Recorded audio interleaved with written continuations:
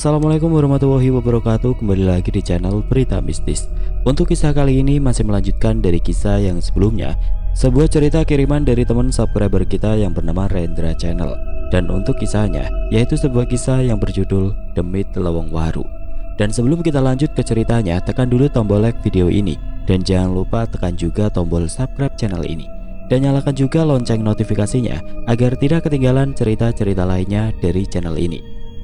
Dan buat teman-teman yang punya pengalaman horor dan pengen dibawakan di channel ini, nanti teman-teman bisa hubungi langsung kontak admin kami yang sudah saya sertakan di kolom deskripsi. Dan seperti apa untuk lanjutan dari kisah ini? Langsung saja kita masuk ke ceritanya.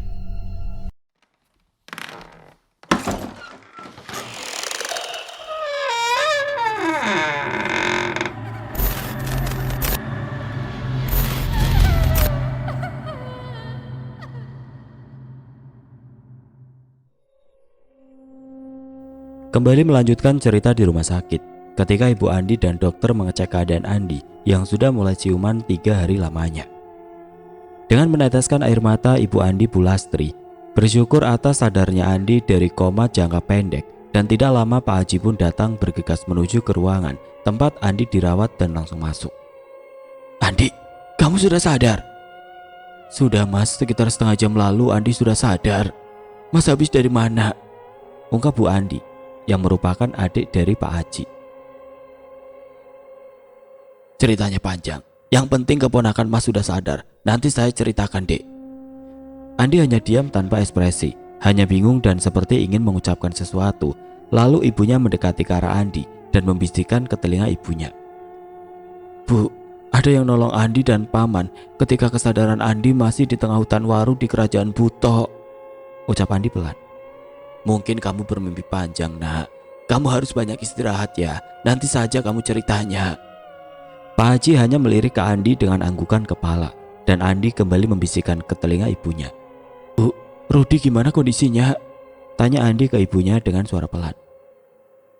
Rudi meninggal di tempat kejadian, Nak. Karena banyak mengeluarkan darah akibat hantaman keras dengan mobil truk. Karena kata sopir, kecepatan motor yang dibawa Rudi melaju sangat cepat. Kamu banyak istirahat, Nak." Andi hanya diam dengan air mata yang keluar karena temannya telah meninggal saat Andi akan main ke rumah pamannya di malam hari. Hendra Bu, yang nolong Andi keluar dari hutan waru," ucapnya pelan dengan melirik ke ibunya. "Hendra siapa, Nak?" dengan mengelus kepala Andi dan melirik ke arah Pak Haji. "Hendra tetangga desa yang rumahnya tidak jauh dari rumah saya, Dek. Seumuran dengan Andi." "Saya masih belum paham, Mas." "Oh ya, ketika Mas datang ke rumah sakit ini, ruangan samping ada 2 bocah yang sedang menunggu di depan. Kamu pasti melihatnya kan?" Bu Lastri mengingat 2 bocah di samping ruangan tempat Andi dirawat.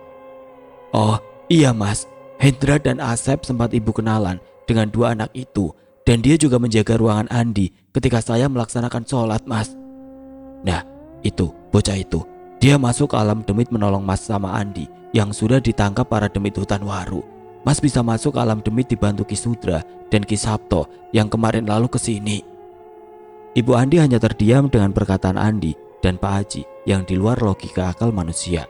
Dia hanya bersyukur dan ingin sekali bertemu dengan Hendra dan Asep. "Tapi sekarang Hendra dan Asep kemana, Mas? Apa ada di rumahnya?" ucap Bu Lastri dengan penuh tanda tanya. Namun sebelum menjawab, istri Pak Haji dan anaknya yang bernama Putri seumuran Andi dengan wajah cantik datang karena Putri kuliah di Bandung. Sedangkan istrinya Pak Haji yang bernama Bu Rati menemani di Bandung karena sedang ada acara keluarga. "Assalamualaikum." "Waalaikumsalam Teteh, Putri," ucap Bu Lastri melihat istri Pak Haji dan anaknya datang. Dengan mencium tangan Pak Haji, Bu Rati langsung menuju Bu Lastri yang berada di samping Andi. "Gimana kondisi Andi?" ucap Bu Rati yang mengelus kepala Andi. "Alhamdulillah Teh sudah membaik. Selama 3 hari Andi tidak sadarkan diri akibat benturan keras di jalan raya." "Harusnya kamu tahan, Dek, karena keluar malam ingin main ke rumah pamannya." "Saya sudah menahannya, Teh, tapi tahu sendiri Andi anaknya." Sudah, yang penting Andi sudah sadar. Gimana di Bandung? Sekolah kuliah yang akan Putri jalani?" ucap Pak Haji. "Putri sudah diterima, Mas. Alhamdulillah ibu juga sudah menitipkan Putri di tempat adik Rati, biar dia juga memantau Putri sekolah di Bandung. Baiklah, maaf Mas gak ikut ke Bandung karena banyak kerjaan yang belum selesai. Putri, gimana universitas di Bandung? Kamu suka? Kalau tidak suka, Bapak akan carikan lagi yang paling bagus universitasnya. Alhamdulillah Putri senang di Bandung, Pak. Suasananya enak, nyaman, dan universitas Putri juga alhamdulillah cukup bagus. Dan Putri lulus masuk ke universitas nomor 1 di Bandung. Dan Putri pun mendekati Andi karena dulu Andi teman kecilnya bermain. Mereka sudah seperti adik dan kakak. Dik, kamu yang sehat-sehat ya, cepat sembuh. Dan nanti kalau sudah sembuh, jangan kebut-kebutan naik motor. Andi hanya menganggukkan kepala kepada Putri. Alhamdulillah, tadi kata dokter Andi sudah membaik dan besok bisa langsung pulang dirawat di rumah. Ya sudah, nanti besok saya jemput kamu ke rumah sakit pakai mobil. Sekarang Mas antar tetemu pulang dulu ke rumah. Besok pagi Mas dan Teteh datang ke sini lagi karena ini sudah hampir subuh. Iya Mas, Teteh, atur nuwun ya. Iya, jaga Andi baik-baik dek. Ya sudah, Teteh pamit pulang. Nanti pagi Teteh sama Mas kesini lagi jemput kamu. Bu Rati dan Pak Haji juga Putri keluar ruangan dan Pak Sukirman yang merupakan sopir pribadi dari Bu Rati yang mengantarkan pulang dari Bandung. Pak Haji, dengan menyalami Pak Haji. Iya Pak Sukirman, Ibu duluan aja, nanti Bapak di belakang pakai mobil Bapak. Putri dan Bu Rati masuk ke dalam mobil dan Pak Sukirman segera menjalankan mobilnya. Pak Haji pun masuk ke dalam mobilnya dengan pikiran yang masih bengong menghadap ke belakang. Gimana kondisi Hendra di alam sana? Ki Sudra dan Ki Sabto kalah dalam pertempuran. Hendra terjebak di alam sana. Ini semua kesalahan saya karena sikap saya kepada Darmo tempo dulu yang menghinanya membuat sakit hati Darmo. Ucap Pak Haji menyesali perbuatannya. Kini Pak Haji mulai sadar dari perbuatan buruknya dan kesombongannya dan kesalahannya meminta bantuan dukun-dukun sakti yang menyalahi syariat Islam. Bahkan bisa terjerumus kemusyrikan karena menyediakan tumbal kepada para demit utara dan selatan dan juga sesaji-sesaji. Pak Haji pun menyesali dan beristighfar, terus menyesali perbuatannya. Dengan mengendarai mobil Pak Haji tidak henti-hentinya beristighfar. Di lain cerita di alam demit hutan waru, kondisi di mana kesadaran Hendra sudah tidak mengingat apapun hanya gelap. Sementara Guru Yanto, Aki Putih dan bapak dari Hendra berhadapan dengan para penjaga. Setelah dapat mengalahkan para gendruwo dan sekarang di hadapan mereka berdiri puluhan Butokala dengan bertubuh tinggi besar. Taring-taring yang sangat tajam juga kukunya dengan wajah hitam legam dan bola mata besar yang menonjol keluar dengan merah darah. Sebaiknya kalian demit kebun menyingkir. Cepat bawa raja kalian kemari atau kerajaan kalian saya ratakan, ucap Aki Putih. Langkahi dulu mayat saya sebelum kalian berhadapan dengan rajaku. Kakek tua sialan. Dasar curi kebun. Apa yang kamu ucapkan tadi? Ucap Aki Putih. Guru Yanto sudah bersiap dengan tongkat kayunya. Walaupun usianya sudah hampir 70 tahun, namun tenaganya seperti muda dulu. Dan bapak dari Hendra berumur 45 tahun dengan kuda-kuda serta pusaka andalan leluhurnya kujang emas. Jang, harus siap. Sebelum terlambat, segera bereskan para curi kebun itu. Guru Yanto dan bapak dari Hendra melompat menghujam pusaka ke arah para Butokala hingga tersungkur. Dua Butokala ambruk ke belakang, menggelepar kesakitan. Dengan takbir keras dari Guru Yanto memukul para Butokala dengan sangat cepat dan keras. Kelincahan silat bapak dari Hendra merobek-robek semua para buto dengan kujang emasnya. Aki Putih hanya mengelus janggut putihnya dengan tersenyum. Aki mah sudah tua, cepat Jang, bereskan semua curi kebun itu. Jang Arya dan Jang Yanto sudah seperti anak dan bapak kompak. Mereka berdua keturunan dari Paman Narasa. Darah mereka masih sama. Watak Jang Yanto yang kalem dan bijaksana, sedangkan watak Jang Arya yang mengandalkan ketenangan dan juga bela diri yang lumayan bagus. Alhamdulillah, Aki senang walaupun beda jalur terah, tapi mereka keturunannya Paman Narasa, ucap Aki Putih dengan senyum. Guru Yanto dan Bapak Hendra saling membantu. Karena dikelilingi para Butokala, Aki Putih hanya mengacungkan jari dan mengarahkan jari ke arah Butokala. Lesatan-lesatan ribuan siluman harimau menerkam satu persatu para Butokala dan meringis kesakitan.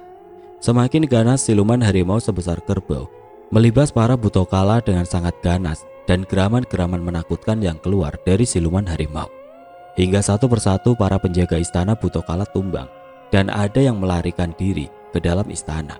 Sementara Raja Bhuto sudah dalam semai di mantranya menggoreskan pisau ke tangan Hendra yang tidak sadarkan diri. Keluarlah darah merah segar dari tangan Hendra, membuat Raja Bhuto membuka kedua matanya dan tetesan darah mengalir ke dalam mangkok emas tetes demi tetes. Dan segera rapalan mantra-mantra oleh Raja Bhuto juga para anak buahnya. Diminumlah darah dan tinggal satu lagi jantung dari Hendra yang harus dimakan Raja Bhuto itu. Ketika pisau akan menghujam jantung dari Hendra, lesatan kujang emas dengan cepat mengarah ke pisau milik Bhutokala hingga pisau terpental dan terbelah menjadi dua. Sialan, siapa yang mengganggu ritualku? Kujang emas, cepat kalian bereskan di luar sana. Walaupun darah yang aku minum, kekuatanku semakin bertambah dan cukup untuk menghabisi kedua orang di luar sana. Juga Kiai Putih. Seluruh anak buah Raja Bhuto keluar dari tempat ritual dan segera menghadang Guru Yanto dan juga bapak dari Hendra. Kamu harus hati-hati, sepertinya Raja Bhuto sudah meminum darah dari putramu. Setengah kekuatan besar sudah menyatu dan tingkat tinggi adalah memakan jantung dari Hendra. Jangan sampai itu terjadi karena tapi keadaan putramu masih baik-baik saja. Cepat selamatkan, biar bapak hadapi mereka semua. Baik, saya akan segera menuju ke ruangan ritual itu. Guru Yanto dengan sigap menghadapi para Bhutokala, anak buah Raja Bhuto dari hutan Waru. Sedangkan bapak dari Hendra dengan cepat masuk ke arah ruangan besar tempat ritual Raja Bhuto. Dengan membaca basmalah dan lantunan bahasa Sunda kuno, bapak dari Hendra mencoba memanggil kujang yang sudah dia lempar ke arah ruangan itu. Dan kujang emas keluar dari ruangan itu. Dengan segera menangkap kembali pusaka kujang emas, terbukalah pintu besar ruangan ritual dengan badan yang sangat tinggi dan besar dan menyeramkan dengan suara menggema. Bocah sialan, beraninya kau ganggu ritualku dengan pusakamu. Hei, demi sialan, cepat lepaskan anak saya. Kalau tidak apa bocah? Kau meremehkanku. Kau sudah tahu Demit Utara dan Selatan sudah kalah dalam pertempuran. Apalagi menghadapi manusia, hanya seujung kuku. Di Demit kebun sialan, kupotong lehermu. Di dalam kerajaan Demit Bhutokala di ruangan yang sangat besar, bapak dari Hendra berhadapan langsung dengan Raja Bhuto. Nampak mereka berdua sudah mulai berancang-ancang saling menyerang. Dengan gigi tajam serta lumuran darah di mulutnya, Raja Bhuto kembali merapalkan mantra-mantra dan dengan sekejap kekuatan Raja Bhuto bertambah. Tidak ingin menunggu terlalu lama, kembali bapak dari Hendra membaca basmalah dan dilanjut dengan langgam bahasa Sunda kuno dan segera melemparkan kujang emas ke arah Bhuto. Dengan sangat cepat dan pusaka itu memutar dan menuju ke arah Raja Bhuto. Lesatan kujang emas ke arah Raja Bhuto. Hanya diam dengan tenang dan tertawa menyeringai. Hanya gerakan tangan Raja Bhuto dapat menghalau kujang emas yang melesat ke arah Raja Bhuto. Hanya itu kemampuanmu bocah. Aku mengincar anakmu sejak dari kecil. Tapi dulu kau jaga anakmu dengan sangat waspada hingga kau bisa membuat anak buahku lari. Tapi kini darah anakmu sudah aku minum. Tinggal satu lagi jantungnya akan kumakan. Lengkap sudah ilmu tertinggiku, memakan jantung dan meminum darah keturunan dari Pajajaran. Tidak akan aku biarkan itu terjadi. Walaupun nyawaku taruhannya, akan aku jaga anakku yang dari dulu kau incar Demit sialan. Ucap bapak Hendra yang sudah tahu dari dulu anaknya diincar para Demit hutan Waru. Dulu saya takut langsung menyerangmu karena banyak kucing sialan dan juga kujang emas ini yang bisa memotong leherku. Tapi darah anakmu sudah kuminum dan kujangmu tidak akan mempan kepadaku. Tertawa dengan sangat mengerikan. Di ruangan ritual, Aki Putih sudah berada di dalam dan segera menutup tetesan darah di tangan Hendra. Dengan sekejap, tetesan darah itu tidak kembali keluar. Jangkasep, bangun. Makanya, jangan terlalu gegabah masuk langsung ke alam demit. Dengan kekuatan Aki Putih, rantai itu terlepas dan segera membawa tubuh halus Hendra kembali ke alam manusia dengan cepat. Alhamdulillah, strategi Aki Putih berhasil. Raga halus Hendra sudah dibawa keluar alam demit, ucap Guru Yanto.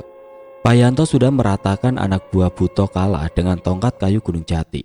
Sementara Raja Bhuto mulai bergerak ke arah bapak Hendra yang sudah melemparkan kujang emas yang tidak melukai Raja Bhuto. Hantaman keras dari tangan Raja Buto membuatnya tersungkur ke belakang. Namun dengan cepat, Guru Yanto menangkap dan menyelamatkan Arya. Dengan mengeluarkan darah di mulutnya karena hantaman keras ke arah dada oleh Raja Buto. Teriakan semakin menjadi-jadi. Raja Buto baru sadar tubuh halus Hendra sudah tidak ada di tempat ritual. Kemarahannya memuncak karena jantungnya belum dia makan. Sialan, energi ini, kakek putih sialan, kau berhasil membawa tubuh bocah itu. Akan gua habisi kalian berdua, ucapnya dengan penuh kemarahan. Arya dan Pak Yanto berdiri. Arya adalah nama dari Bapak Hendra. Kamu tidak apa-apa, Nak Arya? Alhamdulillah, hanya sesak sedikit di dada, Pak. Hantaman dan pukulannya sangat berbahaya. Saya coba untuk menghindar, hanya hempasan dari tangan Raja Buto itu dapat melukai dadaku. Hati-hati, karena dia sudah meminum darah anakmu. Kalau saja Raja Buto kala itu berhasil memakan jantung anakmu, kekuatan tertingginya akan ada dalam diri Raja Buto itu. Kita harus terus berdoa kepada Gusti Allah Subhanahu wa Ta'ala dan baca ayat ini agar kekuatan dan energimu bertambah. Guru Yanto memberikan ayat-ayat Al-Quran yang harus dibaca Arya untuk memulihkan energinya. Dengan cepat Arya membaca ayat tersebut dan menekan dadanya dengan tangan kanannya, hingga keluarlah darah hitam dari mulutnya. Dan helaan nafas panjang Pak Arya dengan ucapkan Alhamdulillah. Alhamdulillah Pak, saya sudah mengeluarkan darah hitam ini. Nafas saya kembali pulih dan tidak sesak lagi. Hati-hati dalam menyerangnya, karena sekarang Raja Buto itu telah menambah perisai badan 7 lapis di badannya. Kita harus hancurkan satu persatu perisai gaib di badannya demit itu, ucap Guru Yanto. Baik Pak. Di lain cerita, Aki Putih membawa tubuh halus Hendra keluar dari alam demit hutan waru dan kembali ke alam manusia dan langsung memasukkan raga halus ke badan kasarnya. Alhamdulillah, insya Allah Ujang baik-baik saja. Astagfirullah, karena sudah tua jadi pikun deh. Si Asep masih ketinggalan di alam sana. Aduh, jadi lupa Akinya. Bodas, bodas, ucap Aki Putih. Keluarlah siluman harimau putih langsung menghadap Aki Putih. Iya Ki, ada apa Aki memanggil saya? Cepat bawa raga halus anak ini. Tadi Aki lupa bawa raga halus satu ini di penjara paling belakang. Cepat bawa, Aki sembuhkan dulu luka si Ujang. Baik Ki, saya langsung menuju ke sana. Assalamualaikum. Waalaikumsalam. Dengan cepat harimau putih masuk kembali ke alam demit untuk menyelamatkan raga halus dari Asep yang ditahan oleh para demit hutan waru. Di luar kerajaan, ribuan siluman harimau masih bertarung dengan Buto Kala, anak buah dari Raja Buto. Si Bodas dengan cepat masuk ke dalam kerajaan demit dan menghantam satu persatu para gendruwo yang coba menghalanginya. Dan sampailah siluman harimau putih masuk ke dalam ruangan penjara dengan geraman yang sangat menyeramkan, mencari keberadaan Asep yang ditahan oleh para demit. Dan sampailah di penjara paling belakang, Asep yang ketakutan duduk di pojok penjara. Tolong saya, lepaskan saya. Geraman harimau putih membuat Asep mengenali geraman itu. Aki Maung, tolong saya Ki, bukakan pintu penjara ini, tolong Ki. Mundur, Aki akan tendang pintu penjara ini. Dihantamlah pintu penjara dengan keras dan ambruk. Asep pun berdiri menghampiri Ki Maung yang sebesar kerbau dewasa. Asep hanya menelan air liurnya karena baru kali ini melihat Aki Maung sebesar itu. Sudah, jangan takut, cepat naik, ayo keluar dari tempat ini. Hendra gimana Ki? Ayo kita selamatkan juga. Si Ujang sudah dibawa Aki Putih dan sudah berada di alam manusia. Alhamdulillah, baik. Asep pun naik ke punggung Aki Maung dan dengan cepat keluar dari ruangan penjara dan langsung menuju keluar istana dan kembali menuju alam manusia. Sejenak sampailah Aki Maung dengan raga halus Asep dan Aki Putih sudah menunggu dan segera memasukkan raga halus Asep ke tubuh kasar. Alhamdulillah Bodas, sudah selesai. Sekarang kamu jaga di sini. Dua anak ini baik-baik saja. Mungkin akan sedikit lama sadarnya karena mereka berdua kehabisan energi. Saya akan kembali membereskan Raja Buto itu, ucap Aki Putih. Aki Putih jin muslim penguasa Gunung Salak langsung melesat dengan cepat masuk ke alam demit hutan waru. Sementara Guru Yanto dan Pak Arya masih melawan Raja Buto yang sangat kuat. Tahan akan pusaka-pusaka dari Guru Yanto dan Pak Arya. Kalian telah menghancurkan kerajaanku dan mengalahkan anak buahku dengan sekejap. Kalian berdua harus mati di tangan saya. ucap Raja Buto yang sombong dengan kekuatannya sekarang. Guru Yanto dengan cepat melompat dan menghantamkan tongkat kayu Gunung Jati, namun ditahan dengan tangan Raja Buto. Pak Arya menikam kaki Raja Buto dengan kujang emas, namun kalah cepat, tertendanglah dan terlempar ke belakang. Kalian tidak akan bisa mengalahkanku. Datanglah Aki Putih dengan tangan di belakang berjalan dengan pelan mendekati Pak Arya yang tertendang oleh kaki Raja Buto. Jang, coba arahkan kujang emas itu di batu merah yang ada di gelang Raja Buta itu. Iya Ki, saya akan coba menghancurkan gelang itu. Sementara Guru Yanto masih melawan dengan Raja Buto dan sama saling hantam. Namun Guru Yanto sangat cepat dan dapat menghindari setiap hantaman dan tendangan Raja Buto. Guru Yanto juga sadar kelemahan di dua gelang emas dengan batu merah di lengannya. Melanjutkan cerita sebelumnya, Guru Yanto, Pak Arya, dan Aki Putih berhadapan dengan Raja Buto penguasa hutan Waru. Guru Yanto dengan sigap menghindari setiap pukulan Raja Buto. Sementara Pak Arya ancang-ancang mengarah ke samping Raja Buto untuk menghancurkan gelang yang ada di dua pergelangan tangan Raja Buto. Aku harus menghancurkan dua gelang itu. Bismillah ya Gusti, ucap Pak Arya dengan memegang kujang emas dan berlari mengarah ke arah Raja Buto. Hantaman keras tongkat Gunung Jati ditahan oleh lengan Raja Buto. Tidak sia-siakan kesempatan, Pak Arya melompat dengan takbir menghancurkan satu gelang emas di tangan kanan. Allahu Akbar. Hantaman keras dari kujang emas menghantam gelang emas dari Raja Buto Kala, penguasa hutan Waru, dan seketika hancurlah gelang tersebut akibat hantaman keras dari kujang emas. Bocah sialan, kau ternyata tahu kelemahanku. Kubunuh kau. Dengan cepat Raja Buto yang bertaring besar terdengar gesekan gigi tajam dengan wajah yang sangat menyeramkan. Menendang ke arah Pak Arya, namun Pak Arya membalikkan tubuhnya dengan cepat hingga menghindari tendangan Raja Buto. Karena gini, kekuatan tendangan sedikit melambat akibat hancurnya gelang di tangan kanannya. Kini tinggal satu gelang di tangan kiri yang belum dihancurkan. Gelang sakti di kanan adalah kekuatan kecepatan Raja Buto. Sementara di tangan kiri adalah sebagai pelindung dari serangan-serangan pusaka sakti. Dengan kemarahannya, Raja Buto meraung sangat keras hingga bergetarlah dinding istana karena teriakan kemarahannya. Arya, ayo lakukan, ucap Pak Yanto dengan mengeluarkan kujang emas di punggungnya. Menurut Guru Yanto, kujang emas asli hanya ada 3. Yang pertama dipegang Guru Yanto, kujang kedua Pak Arya, bapak dari Hendra, dan yang ketiga masih disimpan Aki Putih. Menurut Aki Putih, kujang ketiga akan diberikan kepada keturunan dari Pajajaran yang sejalan dengan Sang Prabu dalam pemikiran menolong tanpa pamrih dan juga selalu mengingat Tuhannya. Raja Buto pun kaget dengan kujang emas dari Guru Yanto. Kujang emas yang dulu pernah membuat ambruknya penguasa gaib Alas Roban, Raja Buto Alas Roban. Sialan, kujang itu. Aku ingat, kau rupanya yang telah melukai saudaraku di Alas Roban dengan kujang itu, ucap Raja Buto. Semua angkara murka harus dimusnahkan. Sekarang kau akan merasakan bagaimana saudaramu yang sombong itu merasakan sakit akibat goresan kujang ini. Tidak butuh waktu lama, lesatan kujang emas dari arah Aki Putih menghantam gelang emas di tangan kiri dan hancur seketika. Kau lengah, Raja Demit Kebon, ucap Aki Putih. Kini kedua gelang sakti telah hancur, membuat Raja Buto sedikit mundur. Sekarang Pak Arya dan Guru Yanto memegang dua kujang emas. Dan dengan bersamaan, Pak Arya dan Guru Yanto melompat menghantam ke arah dada. Dua kujang emas merobek kulit Raja Buto. Teriakan kesakitan Raja Buto menggelegar. Kepulan asap hitam dan badan bergetar. Raja Buto ambruk ke belakang dengan menggelegar kesakitan akibat sayatan dua luka di dada. Kepulan asap hitam kian mengitari tubuh Raja Buto yang menggelepar kesakitan. Terdengar teriakan mengerikan dan seketika asap tebal menyelimuti tubuh Raja Buto dan menghilang. Alhamdulillah ya Allah, semuanya telah berakhir, ucap Guru Yanto. Alhamdulillah.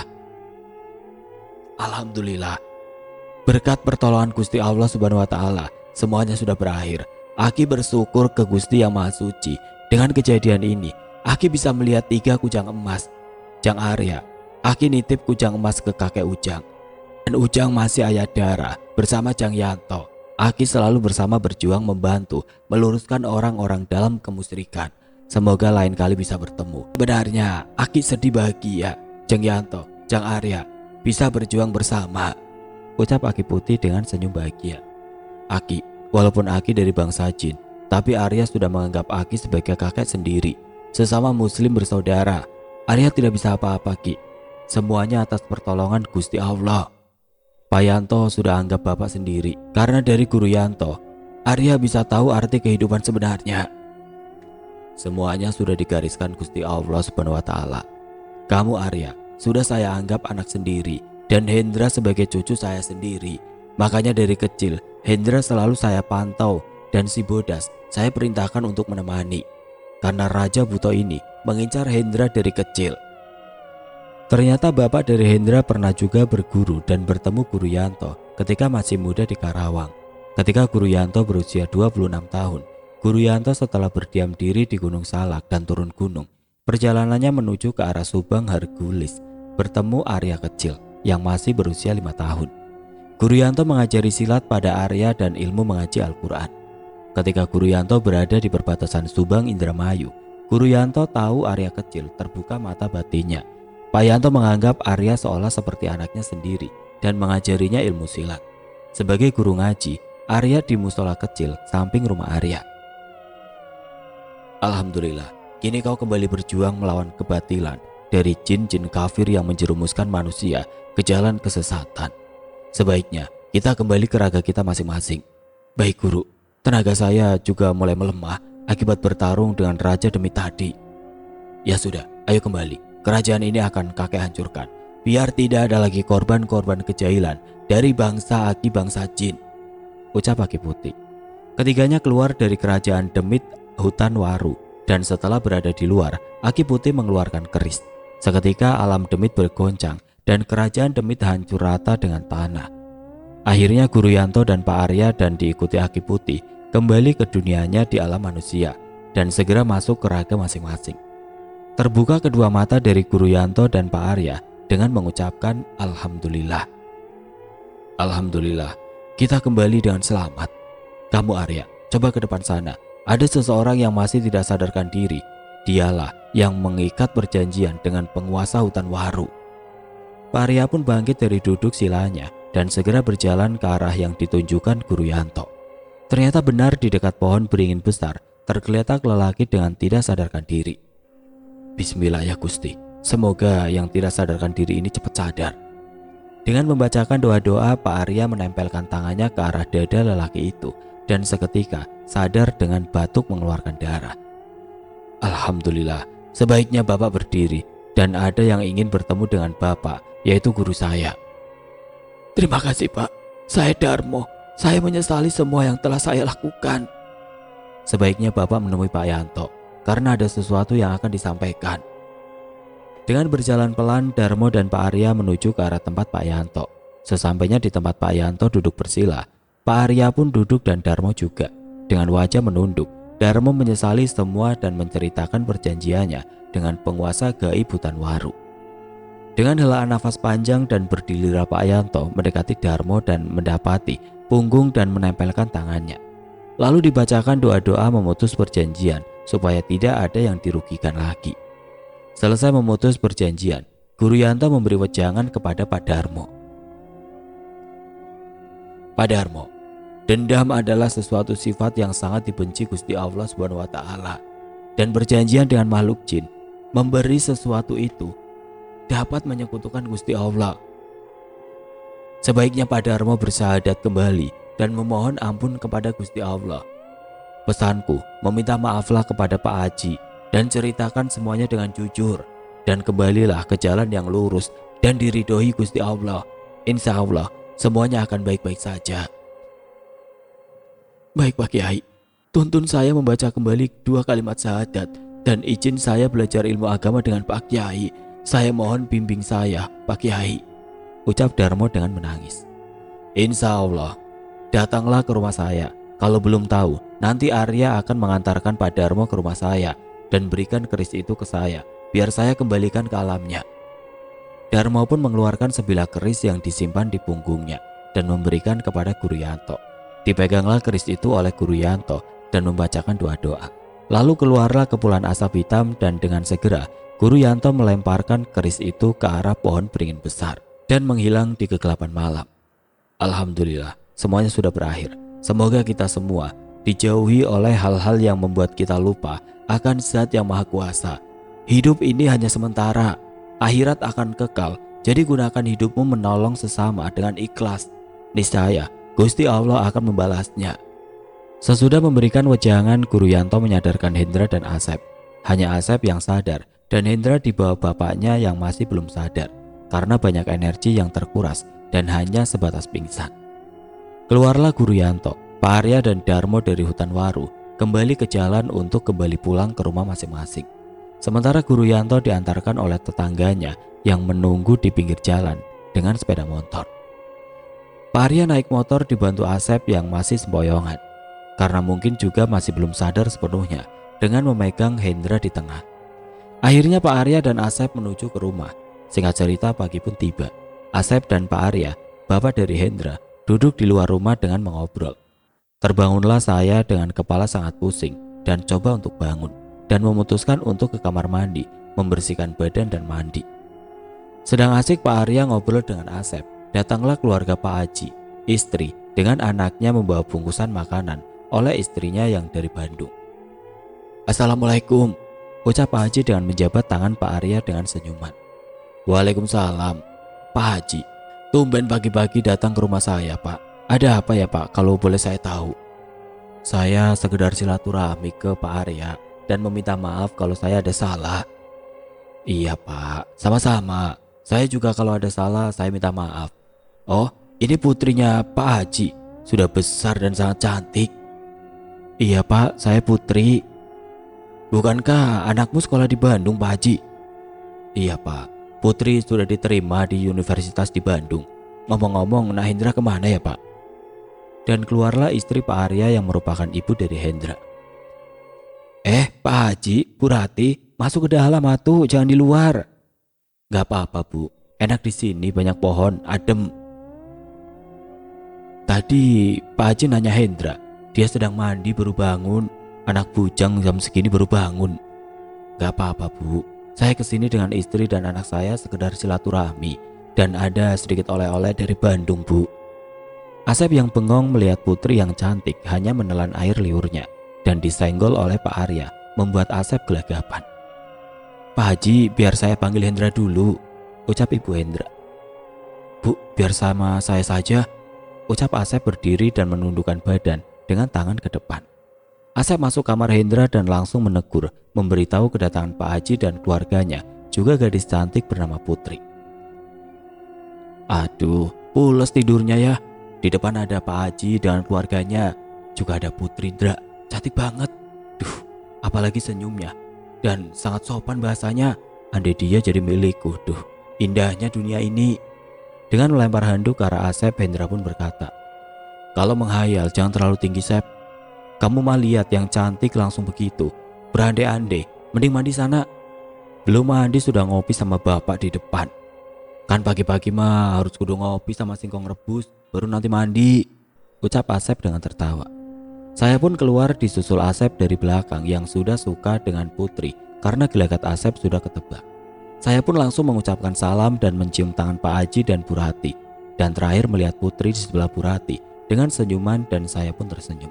Tidak menyalaminya, cukup dengan merapatkan kedua tangan dan menunduk ke arah Putri. Saya pun duduk di sebelah bapak saya, disusul Asep yang tingkahnya sangat konyol yang membuat Putri menutup mulutnya karena tertawa melihat tingkah Asep. Saya hanya diam melirik Asep yang tidak mau diam. Maaf Pak Haji, saya tadi baru selesai mandi, ucap Hendra. Tidak apa-apa, Nak. Bapak ada pesan dari keponakan Bapak Andi. Kamu disuruh main ke sana, ditunggu oleh Bu Lastri adik Bapak. Alhamdulillah, Pak. Apa Andi sudah baik-baik saja, Pak? Alhamdulillah sudah membaik. Dan sekarang Bapak akan menuju rumah sakit membawa pulang Andi ke rumahnya. Nanti kamu ke rumah ya. Nanti Bapak share lokasinya. Tapi kayaknya Asep juga tahu kalau lokasi ini. Dengan menyebutkan alamat ke Asep. Bukan tahu lagi Pak Haji. Iya, itu melewati arah ke desa saya. Nanti saya dan Hendra akan ke sana, ucap Asep. Dan akhirnya Pak Haji dan keluarganya pun izin pamit dan masuk ke dalam mobil. Saya hanya berdiri. Lirikan senyuman Putri kepada saya membuat saya terdiam tanpa ekspresi.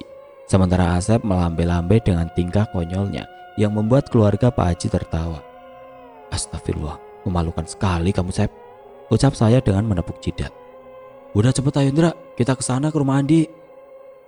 Kamu mah bukan ingin ketemu keluarga Andi, pasti mau melihat Putri. Biasa, anak muda yang sedang jatuh cinta. Apa sih itu tidak jatuh hati lihat Putri cantik begitu? Tiba-tiba Pak Arya pun berdeham.